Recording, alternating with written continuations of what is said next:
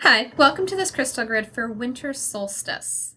Now, similar to my new moons, the inner circle is about releasing, the outer circle is about calling in. However, this is a lot deeper. This is about looking at the darkest night, the shadows, and what I'm bringing light to in order to release that and call in. It's setting intentions for the season, the next 3 months, but also a lot of that new year energy. If you're releasing the old year, the darkness, the shadows, not with judgment, not with rejection, but saying, you know what, you served me as long as you have, but I don't need you anymore. Let's call in the light, the things that are possible, whatever I'm capable of. Well, for me, that's my Akashic course that I'm creating and teaching in the new year. It's a huge change for me. So there's some shadow stuff that comes up with that about self-worth and just showing up in a larger capacity and going from one to one to many.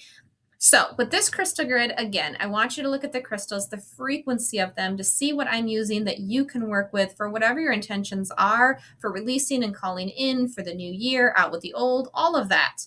Now, also in this crystal grid, a little different is that the crystals came through more with their personalities, with names, with the history of how their frequency is matching my past lives. And to learn more about that, I'll put a link in the description to the video I created about crystals and their connection to your past lives and what that actually means and how they're showing up. It's not that my past life is inside of the crystal. It's just matching the frequency of that lifetime that I'm calling in to be able to meet my intentions, to manifest them. I need certain skill sets for that, and a lot of things I've already done before. So let's not recreate the wheel. Let's just call them in so I can remember, oh yeah, I know how to do this. So let's dive in. Here's the Winter Solstice crystal grid that I did. All right.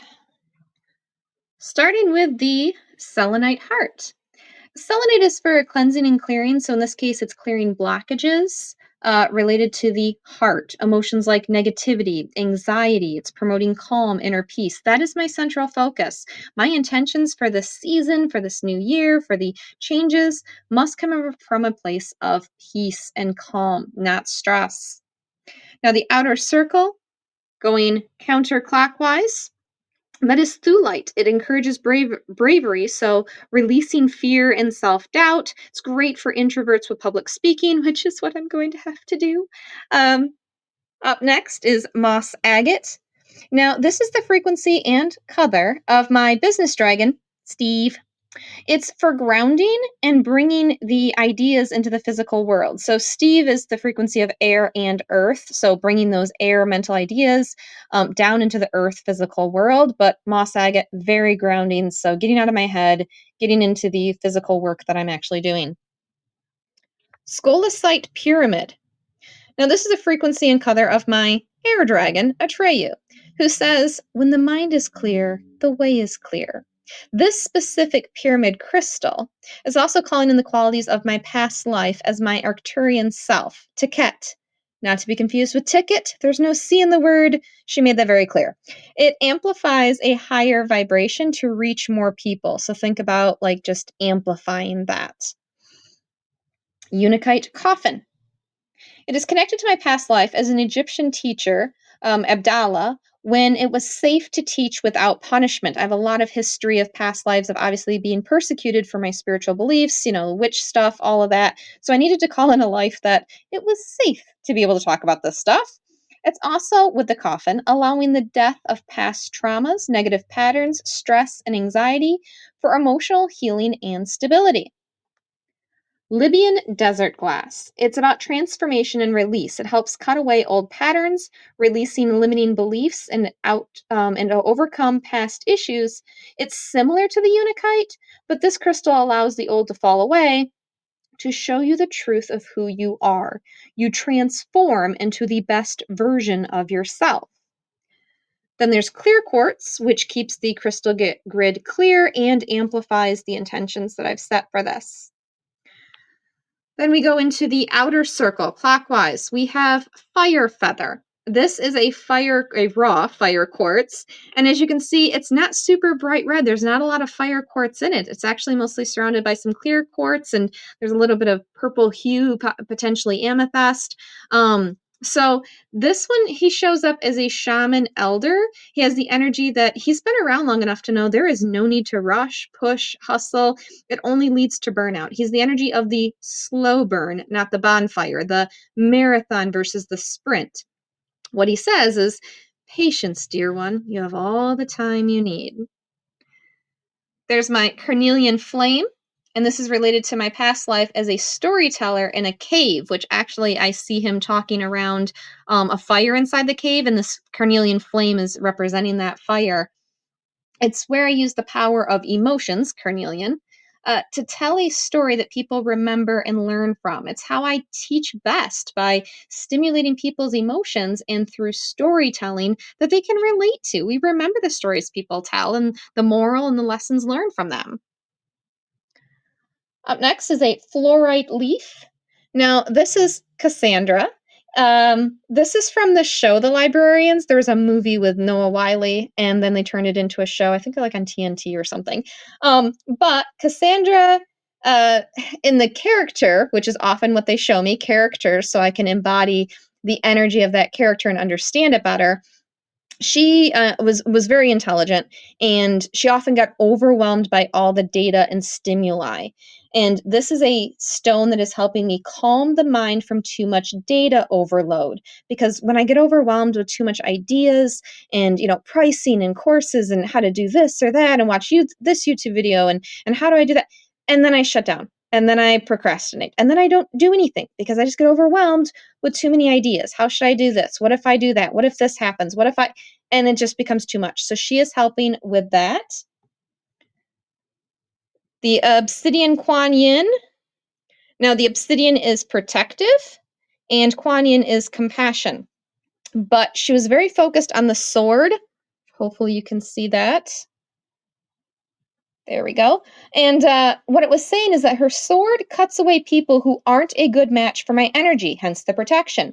It is understanding that I'm not meant to help or teach everyone. I can release them with compassion, not guilt that I can't help them, but with compassion that they will find the right teacher. My energy is not for everybody.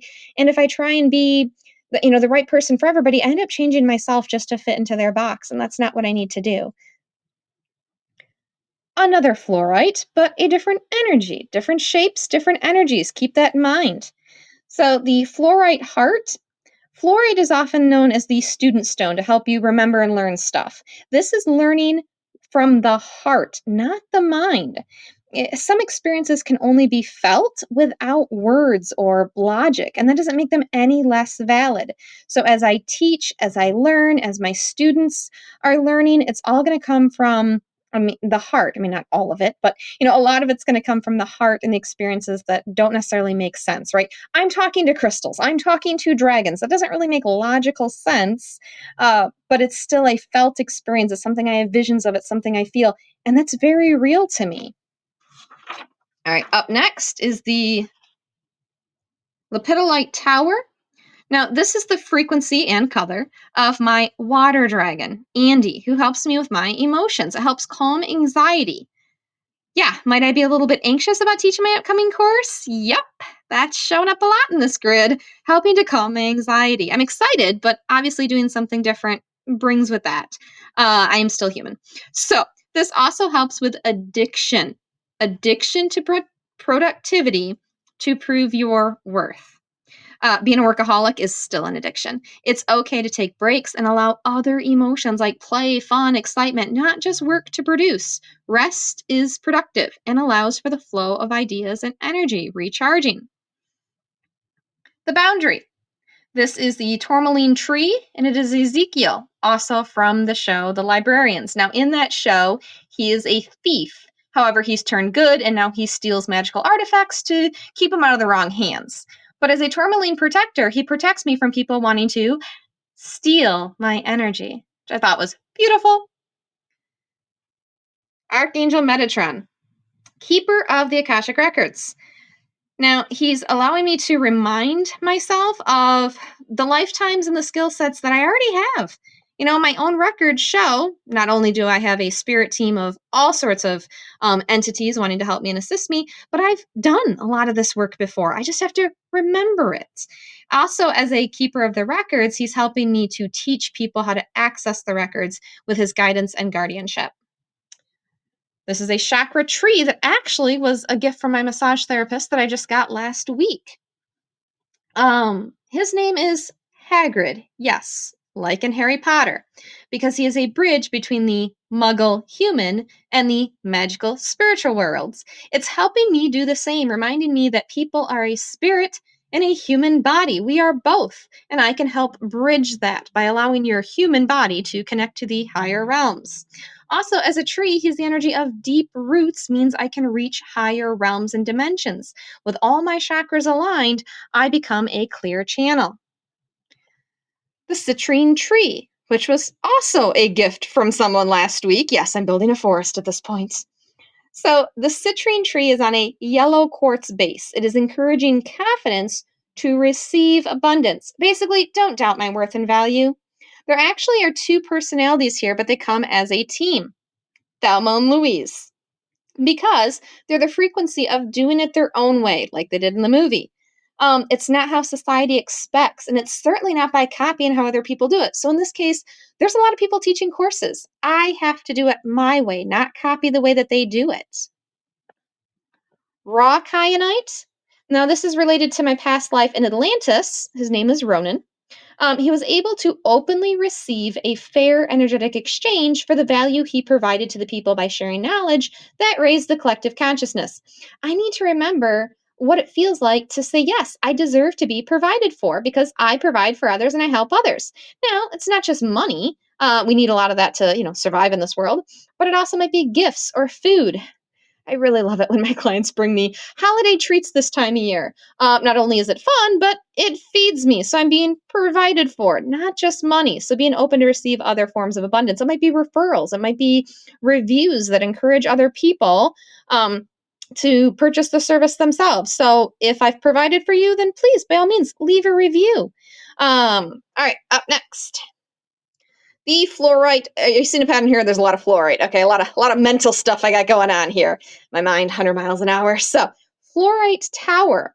This is related to my past life in Avalon, when I was a high priestess who was able to stay mentally focused while teaching in a group without getting distracted by those side conversations or the tangents. I'm sure you know what that's like. When you're in a group and things go off track and you're like, wow, like somebody needs to bring this back in. Well, it's helping me stay on task and hold the energy of a group versus one-on-one, which is mostly what I'm used to doing, one-on-one work. Her name is Elena, and I also talk about her in my crystals and past life video. So if you want to know more about her, check that out. And lastly, my triple goddess. Hopefully you can see that there. This is watching over my intentions, and this time it's the mother. Usually it's been the crone lately, sharing wisdom and knowledge, and now it's the mother to nurture my course, the community that I'm creating, and remembering to nurture my energy. My needs matter too. If I'm depleted, then I'm no good to my clients. So nurture what I'm giving birth to. My own transformation from one to many, from healer to spiritual teacher. And clearly, my crystals sense my anxiety in this process because there's lots of support and remembrance of what I am capable of. So, that is my winter solstice crystal grid. Let me know what crystals you will be working with for your own crystal grid for winter solstice or the upcoming year. And if you want to dive into meet your own crystals, well, that's part of what my course is for. Accessing the Akashic Records allows you to meet your spirit team, whether that's the dragons, archangels, spirit team, the Arcturians, galactic. It's anyone on there that wants to help you. So if you want to learn more, check out the link in the description and sign up for my wait list so you can get that early bird pricing. All right, happy winter solstice, everyone.